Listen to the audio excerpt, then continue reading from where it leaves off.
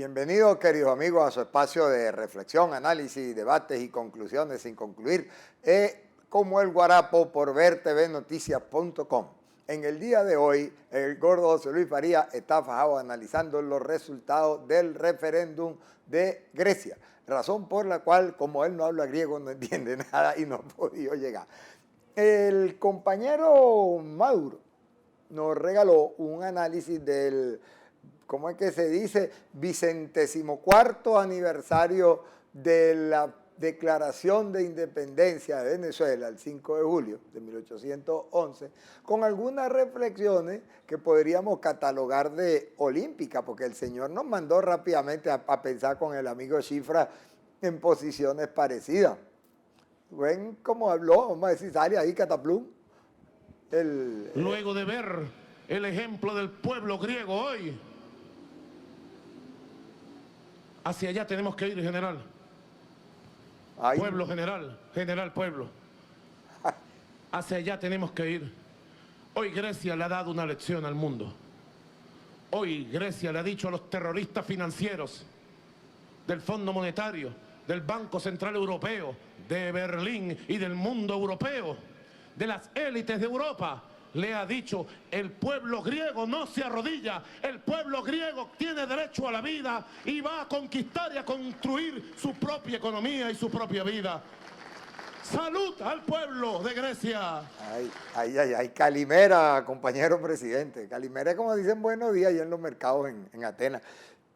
Bueno, está anunciado, está claro, que vayan guardando riesgos al colchón porque viene el corralito, porque el señor presidente dijo, hacia allá tenemos que ir, hacia el default, hacia repletarnos de deuda, hacia tener una política social sin alternativa de recuperación para la inversión social, etc. Por cierto que la discusión la vamos a dar, pero la aproximación que le metió Maduro al 5 de julio fue realmente simpática.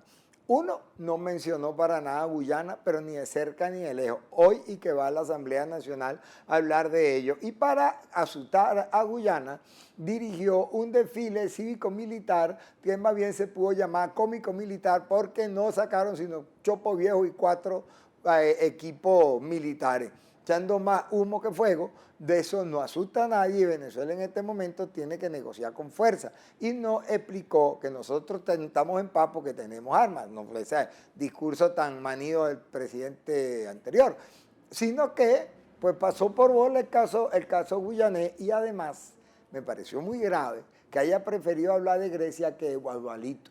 Guadalito está literalmente con el agua al cuello, por todos lados llegan mensajes pues cuya veracidad hay que verificar, pero si tienen un quinto de verdad, es horrendo eso de que hayan mandado bolsas en agua porque no batieron bien la leche que le dieron, que hayan encontrado oficiales o funcionarios públicos vendiendo bolsas de comida con la gente con la pata en el agua.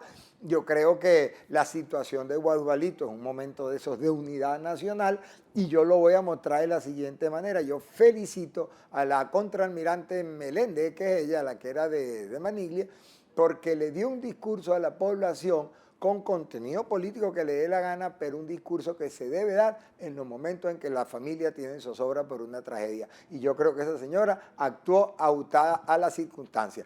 Si cumplió lo que cumplió, si llevaron el barrio adentro tricolor, si llevaron la familia que los ha dotado, lo que sea, yo no lo sé. Pero escuchar eso en un momento de angustia debe haber calmado a la población y la debe haber sosegado. No cumplir, le va a pasar lo que pasó hoy en el Amparo, que se alzó la gente, que cerraron el túnel, el puente, que la gente estaba brava. Muy grave la omisión del señor presidente.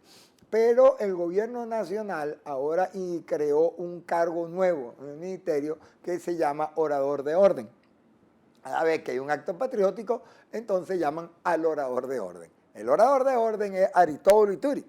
Y entonces Aristóbulo Ituri, que habló por motivo del 24 de junio y del ingreso de Pedro Camejo al Panteón Nacional, hoy, como ahora es profesor de historia, entonces nos repite su análisis del 5 de julio. Y entonces hace descubrimientos francamente sensacionales. Usted lo tiene ahí, compañero, págame el favor para que usted vea esa clase que dio Aristóbulo ahí. Por eso me van a volver a caer por Twitter, empiecen. Pero el control de cambio en Venezuela es una medida política, no es una medida económica.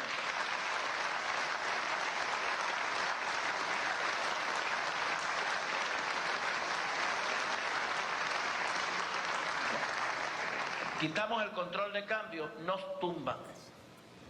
Bueno, te tumban el negocio, Aristóbulo, porque el resto de nosotros quedamos en el esterero. Si uno va a una fiesta de economistas, donde hay puros economistas, no hay dos que estén de acuerdo, salvo en una sola cosa. La peor parte de la política económica del gobierno de Maduro es el control de cambio.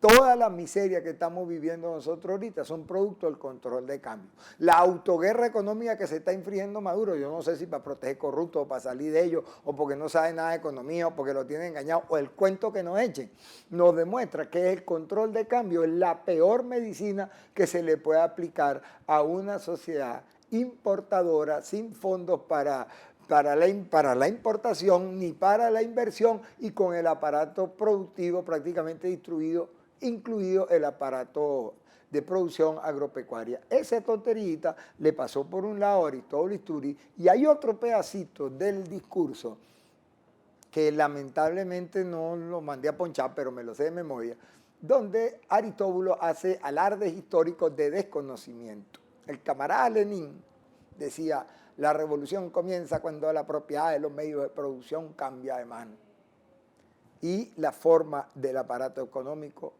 entra en fase de cambio. 15 años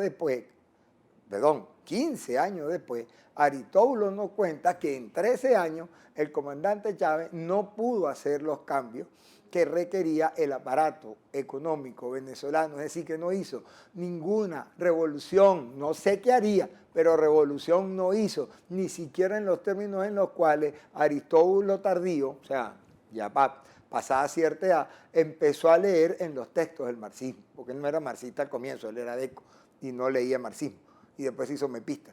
Entonces el señor Aristóbulo Isturi nos regala la pequeñita información de que aquí no hay revolución, de que habría que hacer una revolución económica y si la van a hacer como lo que vienen haciendo, me hacen el favor y se quedan quietecitos porque ya estamos bastante mal. Como si fuera poco, el mismo 5 de julio, el jefe de trampa, maniobra y acciones encubiertas del PSV, gobernador del estado Carabobo, capitán debe ser él, Ameliach, Francisco Ameliach, anuncia que debemos ser autocríticos, proclama, que debemos ser autocríticos porque el aparato productivo somos nosotros los que lo hemos dañado y tenemos fallas de fondo en la producción y en la distribución. Nosotros se refiere él al gobierno. Es decir, que tira por tierra toda la política de excusas, lanza por el excusado la política de excusa del señor presidente de la República sobre su holístico, magnífico y total fracaso económico. El propio gobernador de Carabobo reconoce que es en la política económica del actual gobierno donde está la pista de las cosas que hay que cambiar para salir de la crisis económica. Y habló de algo, cónchale, que en boca ahorita del gobierno de Maduro de sonar bien raro, que se llamó el consenso económico. ¿Y por qué se llama? ¿Por qué yo digo que eso es raro? Porque el señor presidente de la República le dedica su discurso a Tsipras y al NOI, a todo eso, y después le tira un ataque, pero una verborrea virulenta y pugnada e innecesaria por demás a la presidencia y a la Cámara, pues a la presidencia de Fede Cámara y a las empresas Polar, a la empresa Polar fue Aristóbulo, generando falsos enemigos. Y somos tan débiles económicamente, si uno creyera que Maduro alguna vez dice la verdad o entiende lo que dice, nosotros somos tan débiles que toda la crisis económica actual pasa, palabras casi textuales del presidente de la República, porque la oligarquía financia a los bachaqueros. Si alguna vez en la vida alguien ha dicho una necesidad económica es, los bachaqueros surgen por un ejercicio elemental de la teoría del mercado de la oferta y la demanda. Hay poquita oferta, hay gente que tiene real en la mano, la compra, acapara y revende. La solución tanto a la inflación como a los bachaqueros como a todo eso es un acuerdo nacional para incrementar la producción. Entonces el gobierno nacional reconoce que está en una guerra económica donde ni siquiera sabe cuál es el ejército que está enfrente porque es el mismo. Si usted quiere buscar enemigos, búsquelos en el espejo porque es el desastre de su política económica. Dicho todo esto, yo creo que lo que pasó en Grecia merece una reflexión de alguien bastante más conocedor del asunto que yo. Aunque yo ni griego hablo, pero de casualidad me conozco las letricas griegas esas que uno aprende en matemáticas.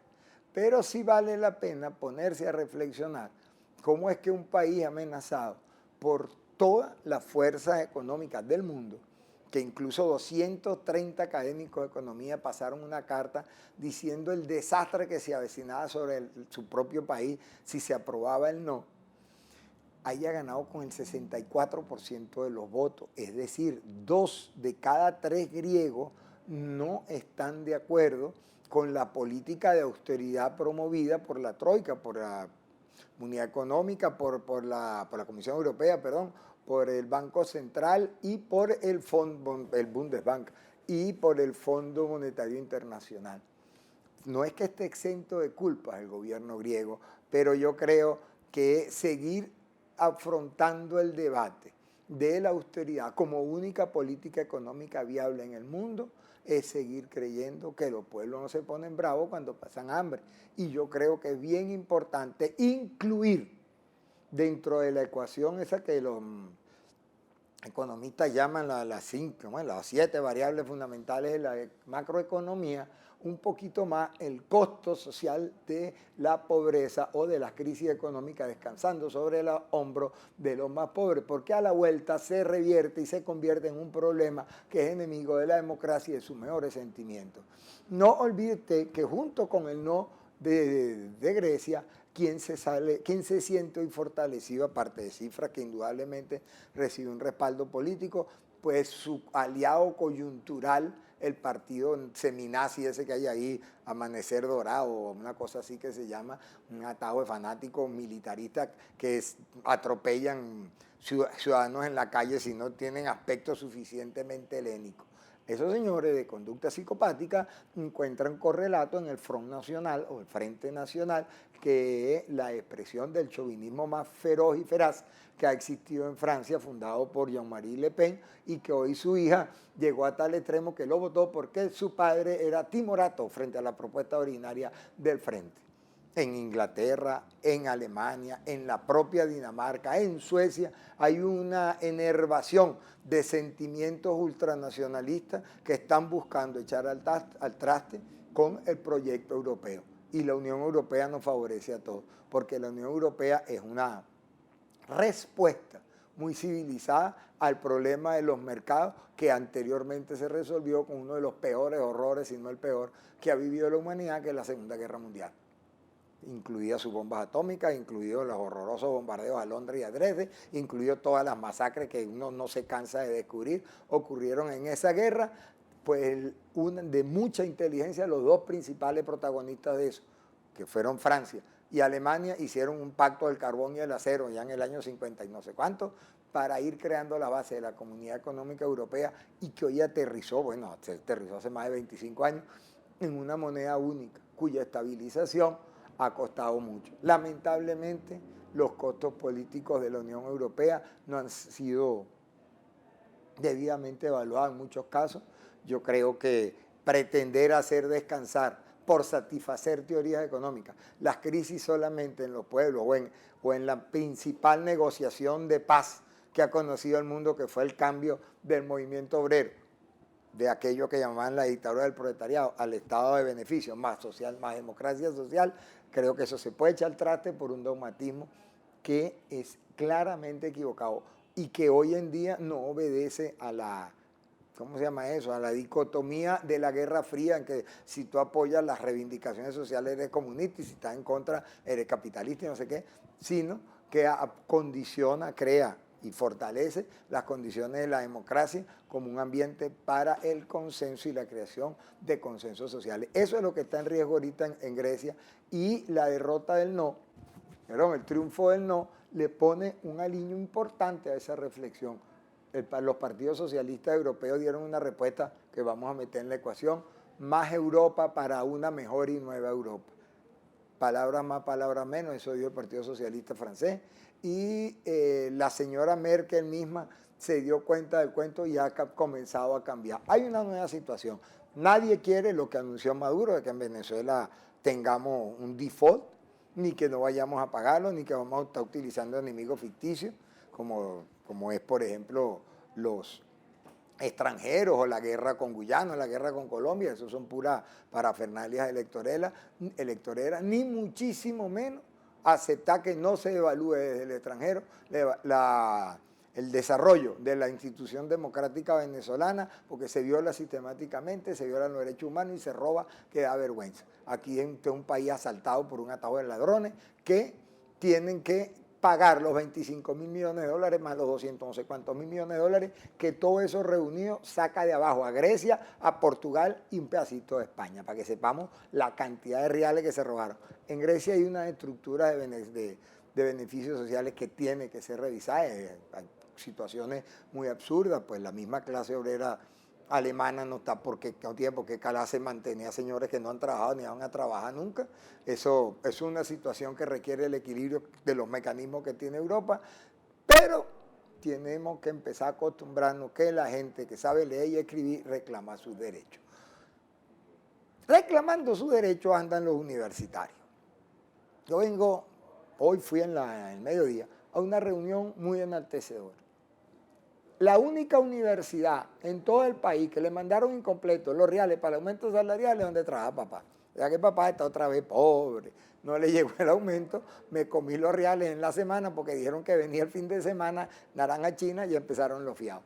Bueno, los trabajadores se pararon, amenazaron con un paro, hubo una reunión de las autoridades con los 4 presidentes de las distintas organizaciones gremiales de la Universidad Central de Venezuela, y descubren y precisan que está en la terquedad y torpeza de la directora de la OPSU, profesora de la UCB, porque el mundo es así, hay un mal agradecido, Marjorie Cadena, una postura orientada a impedir que los trabajadores de la Universidad Central de Venezuela cobremos el salario, nos equiparen con el salario mínimo, el gentío que quedó por debajo, yo casi, y además el pago del bono vacacional. Es decir, paren la universidad, créenle un problema a la UCB, porque nadie trabaja sin plata. Mire, los profesores universitarios sacaron una cuenta en estos días, y pagando todos los días en el restaurante más barato de la universidad, llegarían a comer 19 de los 22 días laborables que tienen almorzar. O sea, se le iría todo el salario en eso, no trabajan para la familia, no trabajan para más nada, que para que la universidad esté abierta. Claramente eso es una incitación a un paro laboral me refiero.